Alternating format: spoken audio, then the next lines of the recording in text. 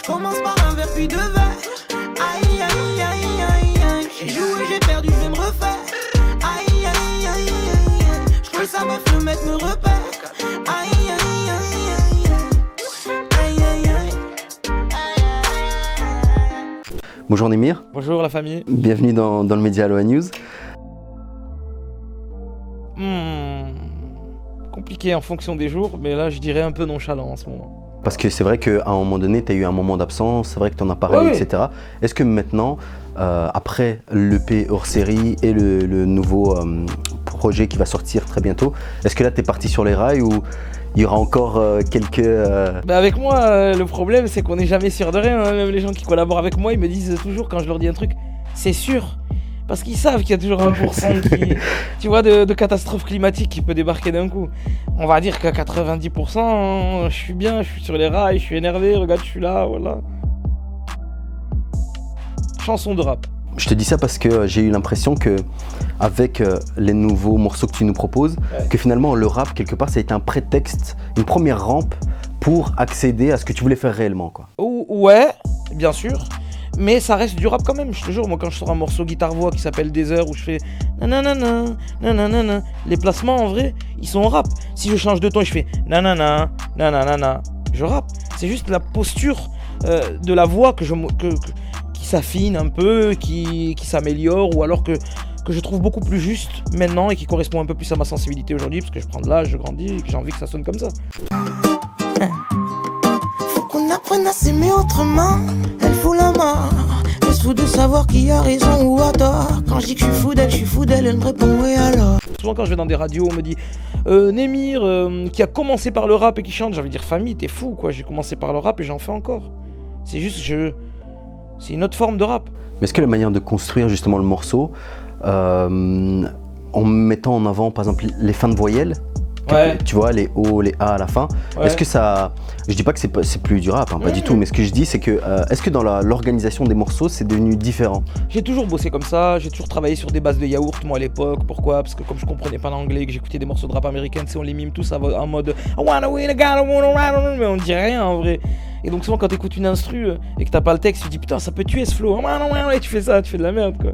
Et si tu trouves, je sais pas, une espèce de mélodie de flow qui est pas mal, t'essayes de la reproduire un peu, donc tu trouves des mots, parce que le langage français, le français souvent, ouais, on va dire c'est un peu plus moins chewing-gum que l'américain, donc t'essayes d'exporter un peu d'anglicisme ou de jouer sur les voyelles qui, elles, voilà, tu peux en les étirant, donner cette sensation de fluidité musicale, et comme moi j'adore le flow, voilà, j'aime bien m'amuser avec tout ça, quoi.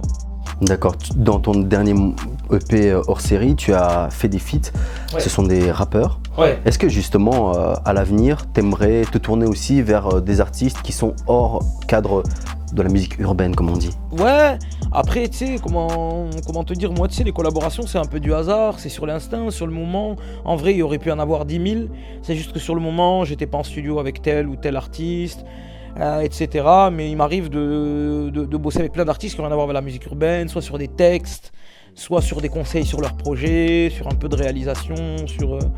Mais c'est vrai que sur mes projets, même je crois qu'il n'y a même pas de voix féminine dans mes projets, et ça m'intrigue. Mais c'est juste que ça s'est pas fait de façon naturelle et que souvent c'est des projets qui... Je suis un peu à l'arrache, un peu à la dernière minute. Je suis perfectionniste mais bien à l'arrache aussi. Fais attention parce qu'il y a les MeToo peut-être qui vont venir et qui vont te dire... Ah ouais, mais ils se trompent, hein, parce que franchement, moi je veux, c'est juste... Faudrait que quelqu'un réponde à 3h du matin quand je dis je dois rendre le morceau demain, t'as une idée, tu peux enregistrer cette nuit. Ah, grande question. Je dirais mon ADN principal, c'est la scène. Ça a toujours été la scène, mon socle de base. Mais de plus en plus, je commence à adorer le studio et pas moins aimer la scène, mais avoir un peu plus peur de la scène, parce que vas-y, ça fait maigrir. J'adore, c'est le moment le plus magique de la vie, mais vas-y, les voyages, la peur, c'est angoissant. Ça, Parce que dans Morceau ça sert, tu dis oui, la promo et la scène, en vrai ça me saoule, mais en vrai ça sert, bien sûr. Faire de la promo, faire de la scène. En vrai ça me saoule, mais en vrai ça sert. C'est comme là ça sert. En vrai ça sert. Mais bien sûr que ça saoule. Mais ça vaut le coup. Pourquoi ça sert? Parce que quand tu fais un concert et que t'as terminé, t'es choqué de l'adrénaline que t'as pu prendre sur le moment, de l'amour que t'as pu recevoir, de l'expérience que t'en tires. Je pense qu'il n'y a pas grand chose qui peut être comparable, tu vois. C'est comparable, ouais, à des compétitions sportives, à un match de boxe un soir. Et c'est ça peut-être qu'on se met à rechercher un peu cette adrénaline un peu surréelle, un peu qui vient t'arracher peut-être à la réalité, à la monotonie un peu et à l'ennui de la réalité. Moi, c'est la réalité, ça me fait chier.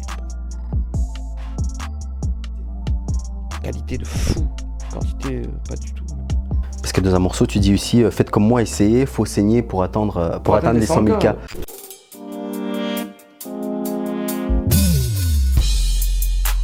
Fais comme moi, essaye, ouais, faut saigner pour atteindre les 100K. Est-ce que ça, c'est. On s'imagine pas. C'est vrai que voilà, aujourd'hui, il y a des artistes avec des millions à l'appel, etc. Mais on s'imagine pas que c'est ultra chaud, quoi. En fait, on vit dans une ère aujourd'hui où, à l'époque, quand tu faisais 100 000 vues sur YouTube, t'étais heureux. Tu dis putain, 100 000 vues, ça veut dire qu'il y aura quand même un auditeur. Aujourd'hui, si tu fais pas 30 millions de vues, tu fais partie peut-être de la caste de chanteurs ou de musiciens. C'est fou. Donc moi j'ai envie juste de remettre ça dans l'esprit des gens, et aussi c'était une façon pour moi de donner de la force à plein d'artistes qui ont du talent, qui sont en développement et qui font 100K et qui galèrent et qui mettent 3 mois à faire 100 000 vues. J'ai envie de leur dire mais les gars, vous avez raison d'essayer, même s'il faut saigner pour faire 100K, ça vaut le coup les gars. Parce que si t'écoutes le 1% les plus minoritaires mais qui font 15 millions de vues en 3 semaines, bah, tu fais rien, tu restes chez toi, alors ça vaut pas le coup de commencer. C'est vrai.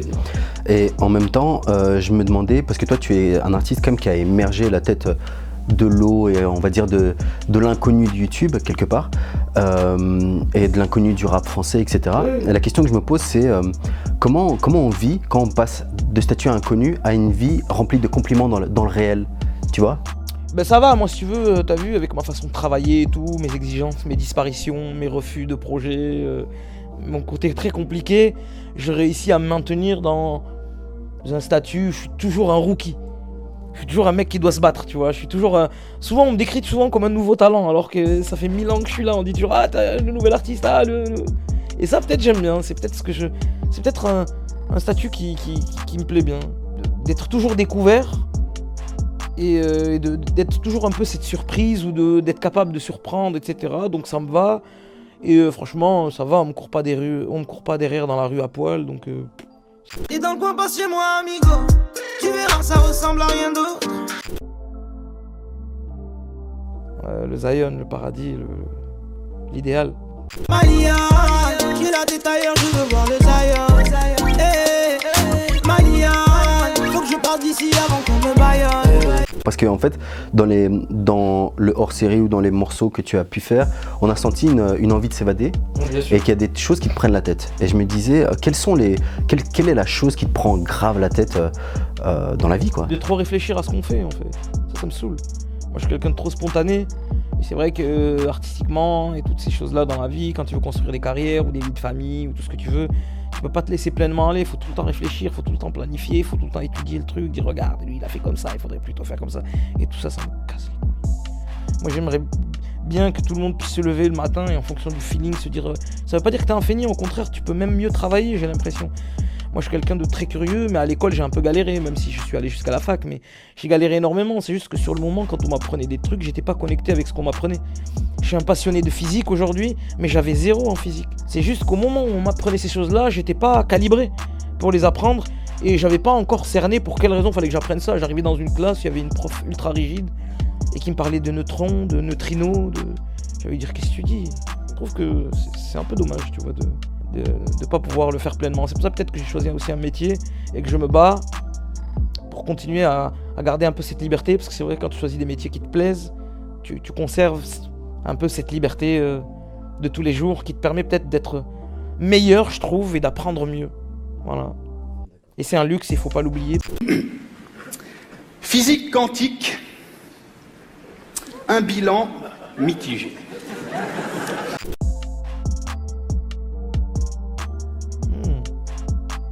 Putain, mais les deux, hein. Moi j'aime les sensations extrêmes. Hein.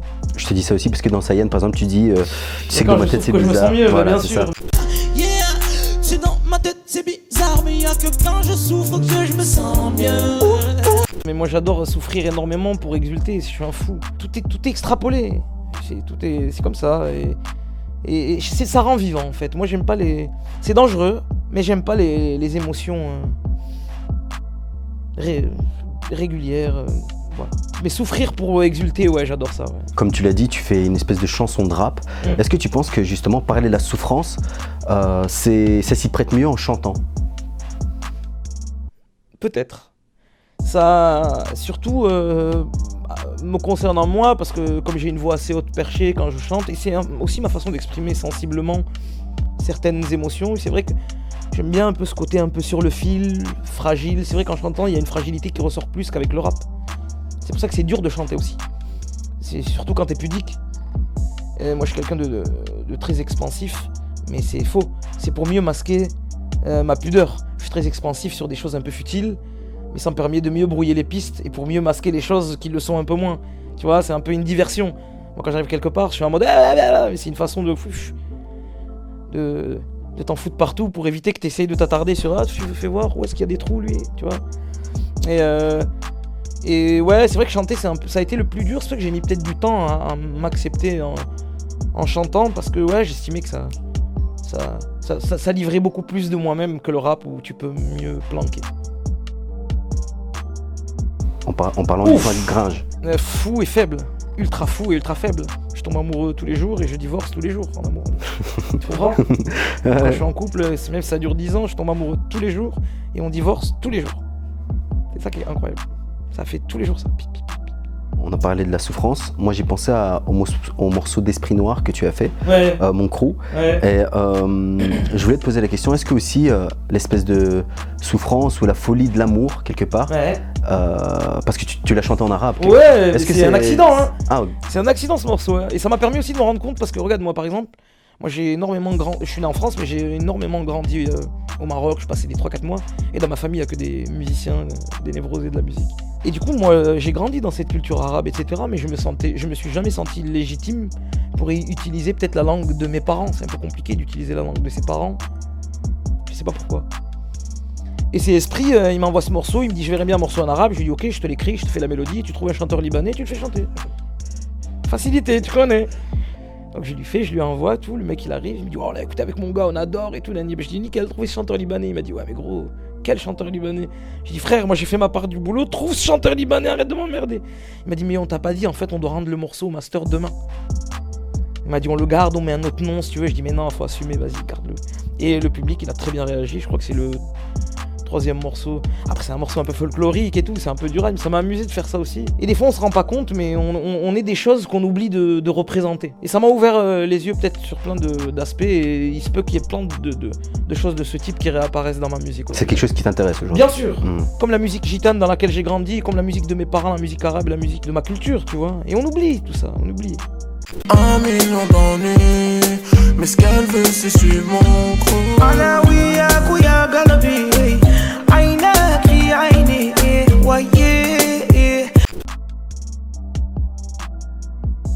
Gnawi à mort. Alors que le jazz, moi je suis un féru de jazz, mais la première musique que j'ai pratiquée dans ma vie c'est la musique Gnawi avant le rap même. Donc, D'accord. Parce que même dans ce morceau-là, c'est très oriental. Et même en live, des fois je fais des sons Gnawi et t'as le public qui vient pour du rap et qui regarde comme ça, ils se disent c'est une secte. Wallah, c'est déjà rien. Mais moi j'adore, la musique Gnawi c'est ma musique préférée au monde. Ce qu'il faut savoir avec la musique Gnawi, c'est la musique orientale, mais aussi la chanson des... C'est la musique de trance, pour moi, c'est la musique de trance, la musique du culte.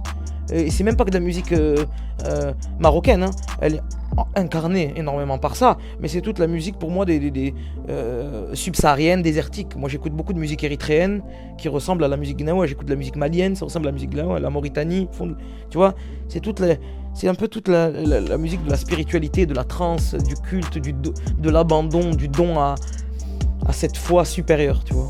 Je me disais aussi, dans le Gnawa, comme tu viens de le dire, il y a aussi cette transcendance, cette métaphore, etc.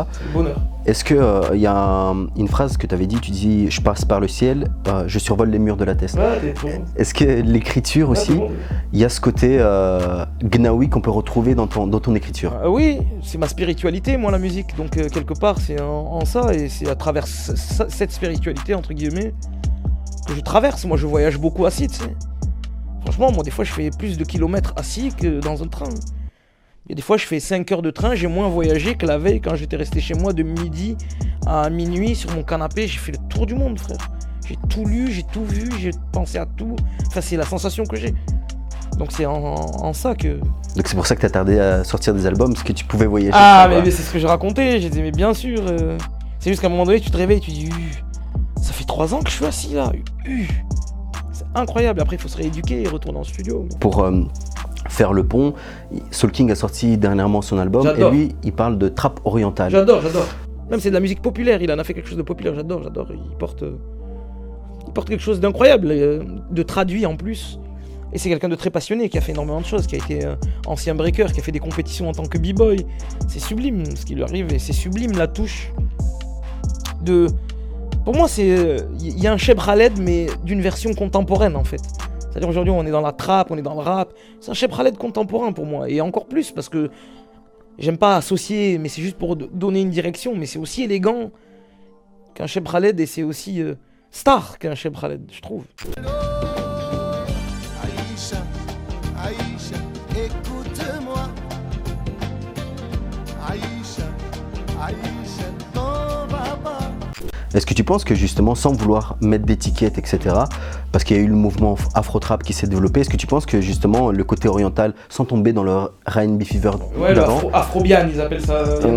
Afro-arabian ou Afrobian. est-ce que tu penses que ça peut arriver en France et vraiment, enfin, je te parlais de la musique Naoui, par exemple Jimi Hendrix à l'époque, partait à Essaouira au Maroc, Évidemment, s'inspirer de ces trucs-là. Nassel Riwan, il faisait des concerts en plein Times Square à New York et dans le tour de la Terre, bien sûr. Et ils ont influencé autant que des joueurs comme Ravi Shankar qui jouaient de la sitar en Inde. Enfin, c'est des légendes, ces gens. Mais après, ouais, là on parle de musique qui s'adresse aux gens qui... Ouais. Est-ce que tu penses que justement cette influence orientale peut avoir un gros impact comme la musique entre guillemets afro, enfin d'Afrique subsaharienne l'a été? Bah je trouve qu'aujourd'hui, par exemple, il y a des rappeurs marocains comme Mad, tout ça et tout. Moi, je trouve qu'ils sont tellement forts et ils sont en train de convaincre une génération déjà au Maroc, parce que c'est important, et même en France, que ce soit les Marocains de France, ou alors rien à voir. Mais je trouve qu'ils sont déjà en train de le faire. Après, je sais pas s'il y aura un mouvement typé, et le but c'est pas qu'il y en ait un, le but c'est que les choses se fassent aussi par nature et naturellement, mais je trouve que moi en tout cas la trappe marocaine, c'est incroyable ce qui se passe, et c'est d'un niveau fou. Là il y a une compile qui sort je crois chez Capitol, ça va s'appeler Nar, si je me trompe pas, chez Barclay. Et il y a que des rappeurs marocains qui collaborent avec des rappeurs français, et tu verrais le niveau. Moi j'ai participé à la compile, tu verrais mon gars quand j'ai reçu le couplet et le refrain du gars, j'ai hésité, je dis il est trop fort, là je suis dans la merde. Et c'est avec qui, si on peut le savoir? Il y a tellement de monde à la compile, je me vois pas citer quelqu'un et pas les autres, mais il y a tout le monde, il y a toute la scène marocaine du moment, franchement avec des trappeurs de l'extrême.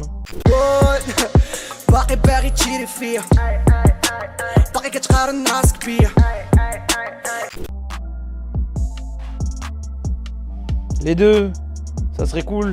Je pense que le succès d'estime c'est la base, c'est important, c'est d'être validé par tes grands entre guillemets, ou par ceux qui t'inspirent, parce qu'eux ils ont cette expérience et cette connaissance des choses, et c'est toujours, je trouve, bien de ressentir ça. Après tu peux passer au travers, il y a énormément de gens qui ont prouvé à leur père qu'ils étaient bons, même si leur père ne les avait pas compris. Tu vois, tout ça c'est relatif. Mais le succès d'estime jusqu'au bout, il y a comme un goût d'inachevé quand même. Je pense qu'il faut un disque d'or ou quelque chose de l'ordre de la reconnaissance par le maximum de gens possible, si possible. Pas non plus 1 milliard, pas non plus Thriller, mais un petit quelque chose, un disque d'argent, un disque de ces discounts, mais un disque quoi. Tu comprends? Parce que tu as sorti donc le premier extrait de ton album à venir, Saint-Jacques. Ouais. Non, c'est le troisième en vrai. C'est le troisième. Bien sûr. D'accord. Et du coup, il va pas tarder à arriver, sans doute. Ça, c'est une énigme que je laisse en suspens jusqu'au bout. Parce que tu as un sapin de Noël derrière. Ouais. Comment ça se passe? Non, Quand il est-ce y a que un le cadeau cadeau, il y a un sortira? cadeau. Non, c'est censé arriver pour 2019.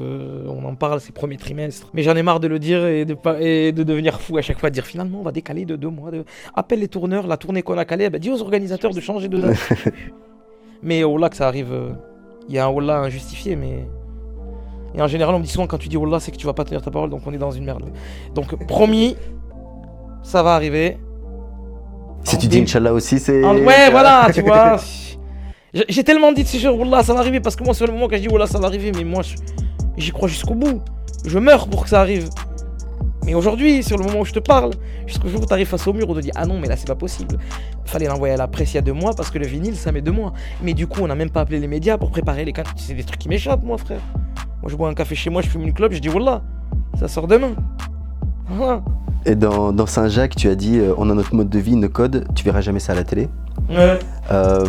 Qu'est-ce que tu t'entends par là? Parce que je te dis ça, dernièrement j'ai vu un documentaire il n'y a pas très longtemps sur le terrorisme et ça a commencé par le rap, etc. et par la banlieue, etc. Finalement on voit quelque chose à la télé, mais toi t'expliques qu'en fait non. Mais c'est pas le problème.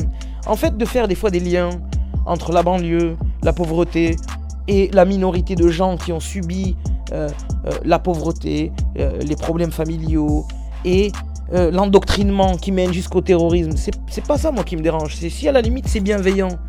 Tu dis voilà ce qui arrive dans ces quartiers qu'on laisse à l'abandon, qui souffrent de toutes les fragilités du monde. Et regardez ce qu'on leur fait en plus, on les termine comme ça en allant les endoctriner. Je veux bien. Mais le problème de ces documentaires-là, c'est que c'est pas l'angle qu'on utilise pour décrire ça. C'est qu'on explique tranquille, au calme, on dit, c'est comme Zemmour quand il dit la grande majorité des prisons sont remplies par des Noirs et des Arabes. Point. Ça veut tout dire et rien dire. Ça, tu peux manipuler les gens en disant ça. Tu peux faire croire aux gens que quand tu nais arabe, dans ton corps et dans ton cerveau, il y a une option vol ou délinquance et prison. C'est pas ça. Donc il faut mettre ces chiffres en valeur avec d'autres. Si c'est vrai ce que tu dis, que la grande majorité des prisons sont remplies par des Noirs et des Arabes, explique aussi peut-être que la grande majorité des endroits les plus fragiles du pays sont habités par des Noirs et des Arabes. La plus grande majorité des gens qui sont exclus du marché du travail sont les Noirs et les Arabes. La grande majorité des gens qui ont tout ça, la traversée, les parents, le décalage entre les générations. C'est ça qu'il faut mettre en valeur. Il n'y a aucun Arabe qui naît avec une option vol dans son cerveau ou avec dans l'ADN écrit voleur. C'est pas possible. Je te mens pas, et la majorité des gens comme moi, je te jure, avoir un CDI à 1200 € dans nos têtes, c'était inatteignable. T'imagines d'où on part? Moi je me souviens à l'époque quand j'avais 17-18 ans, autour de moi il y avait que des CDD à 20 heures, 700 € par mois. Ma mère elle a plafonné à 700 € par mois. Et je te jure, obtenir un CDI à 1200 € par mois, tu te disais il a percé. Que tu parles de codes, tu dis voilà, ils verront jamais ça à la télé, mais on parle des... Et là je parlais surtout avec bienveillance des codes gitans. Moi j'ai grandi dans un quartier, les gars, il faut que vous veniez pour comprendre. J'ai grandi dans un monde, à l'intérieur d'un monde, c'est sublime, plein de richesses et tout. Mais tu verras, non, c'est vraiment très atypique. C'est le quartier Saint-Jacques à Perpignan, grande communauté gitane. C'est une autre temporalité, on joue de la guitare à 4h du matin, qu'il fasse froid, qu'il fasse chaud. Il y a des piscines au milieu de la route, tu peux pas passer. Ça rend fou beaucoup de gens. Mais c'est comme ça, c'est beau, il y a quelque chose de touchant aussi dans ce mode de vie. C'est ça qui me fait marrer en fait. Parce qu'il y a certains codes qui sont issus des quartiers populaires. Je te parle des codes, que ce soit vestimentaires aujourd'hui, qui se retrouvent dans la vie de tous les jours. Ça a eu une influence. Est-ce que tu penses que justement, je te parle de ce code-là, ou je te parle aussi d'un truc qu'on appelle l'économie participative aujourd'hui, où tu sais, il y a un mec qui a un tournevis, il va filer à son voisin, c'est etc. Magnifique. Mais est-ce que tu penses que justement, parce que moi ce que j'ai l'impression c'est que c'est des trucs qui ont déjà existé, tu vois, dans les quartiers par exemple, sel, la daronne elle passe le sel, et aujourd'hui on voit ça comme une évolution. Est-ce que tu penses que... Non mais après on pourrait parler de milliards de choses qui appartiennent à ces endroits-là Après c'est vrai qu'il faut pas être parano et malveillant, il faut pas faire une généralité. Il y a beaucoup de gens qui travaillent dans le sens de montrer des angles très différents de BFM et du grand public et du sensationnalisme de l'instant où il faut capter les gens. Tu sais, eux ils ont une ligne éditoriale et on leur dit il faut capter les gens, hein, ils zappent toutes les 5 secondes, donc t'as 5 secondes pour leur dire ce qu'il faut, tu vois. Donc tu montres un mec cagoulé qui dit nous on s'en bat les couilles, on vient du quartier, on a tout brûlé aujourd'hui. T'as 5 secondes pour happer un maximum de gens, tu vois. Même ma mère Miskina, elle a regardé BFM, elle m'a appelé, j'étais à Perpignan, elle m'a dit rentre à la maison, il y a la guerre. J'ai dit non, je suis à Perpignan, il y a rien. Elle habite à Perpignan, hein. Elle m'a dit ils l'ont montré à la télé, je dis c'est à Paris. Elle m'a dit mais c'est aussi à Perpignan. C'est des fous. Donc il y a énormément de gens qui travaillent pour ça. Il y a une poignée de gens qui continuent de faire les feignants et de surfer sur quelques clichés. Mais les gens sont pas bêtes. Et oh là, les Français, ils savent. Ils savent que tout ça c'est de la manipulation. Ils savent. Il n'y a même plus besoin de faire 10 000 vidéos, de dire... Ils savent. Ils sont pas idiots. Ils savent. D'accord, mais le plus important, c'est que ton album arrive Ouais. très bientôt. Ouais, bien sûr. Et parlant de l'économie participative, c'est vrai que dans les quartiers, il y a énormément de choses qui se passent. Même le rapport aux anciens, je trouve que dans nos cultures aussi, c'est même pas une question de quartier, c'est une question de culture occidentale, peut-être. Même nos rapports aux anciens, je sais que moi, ce qui m'interroge encore un peu, parce qu'on est en plein dedans, on grandit, on prend de l'âge, c'est cette peur de vieillir constante en fait. Tout le monde veut rajeunir. Tu comprends ? Par les vêtements, par la musique qu'on fait, et même moi, je suis dans ce mood. Attention, qu'est-ce qu'ils font les jeunes aujourd'hui ? Ils mettent un peu ça, on met un peu ça. Putain, les réseaux sociaux, oui, c'est vrai qu'il faut être tout le temps, et c'est clair, il faut pas être has-been. Tu vois, cette peur du vieux, parce que vieillir, c'est être moins bien, c'est être moins intéressant, plus dans le coup. Ils appellent ça la gérontophobie. Ouais, mais même avant ça, il y a une gérontophobie précoce. J'ai l'impression que vers la trentaine déjà, hop. Donc c'est vrai que c'est compliqué tout ça, alors que je trouve que moi en tout cas, j'ai grandi dans ma famille culturellement. Mes anciens, ils étaient au contraire, plus ils prenaient de l'âge, plus ils étaient mis en valeur en fait. Et plus ils gagnaient en charisme, en stature, et j'aimais bien cette idée, sinon c'est déprimant. C'est mort. Sinon c'est déjà mort. Alors que c'est mieux de travailler différemment, au lieu de travailler à l'envers. Fonctionne à l'envers en fait. Et comment on devrait faire du coup ? Réfléchir un peu, je sais pas, tu sais. Puisque finalement, comme tu dis, la société, nous-mêmes, nous avons incorporé ça, vend du jeunisme en permanence. Mais même nous, on tu le vois ce que je veux vend, dire ? même moi je le vends, même moi je suis un contributeur de ça. Parce que je suis curieux, j'ai toujours envie d'être dans le coup, je m'intéresse à tout. Même moi je suis porteur de ce jeunisme en permanence, je suis d'accord. Et même moi, je défends pas forcément l'idée inverse. Quand on me demande mon âge, je bifurque un peu parce que c'est toujours trop vieux par rapport à ceux qui sont plus jeunes. Frère, t'es toujours trop vieux. Moi, des fois, je rencontre des gens, ils ont 25 ans, ils me disent je suis déjà trop vieux. Mais t'es malade ou quoi ? On vit, franchement, c'est. En fait, c'est surtout. Ça va être surtout compliqué pour la génération.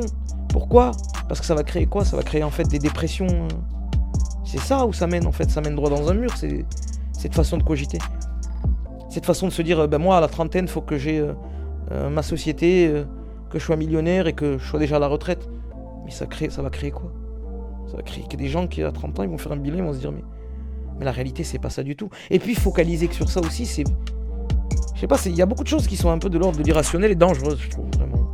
Et on est dans ce mode où tout le monde véhicule ça en fait, et on croit. Alors que autour de toi, tu connais toi des trentenaires millionnaires qui partent de zéro. Il y en a peut-être un, et t'es un chanceux.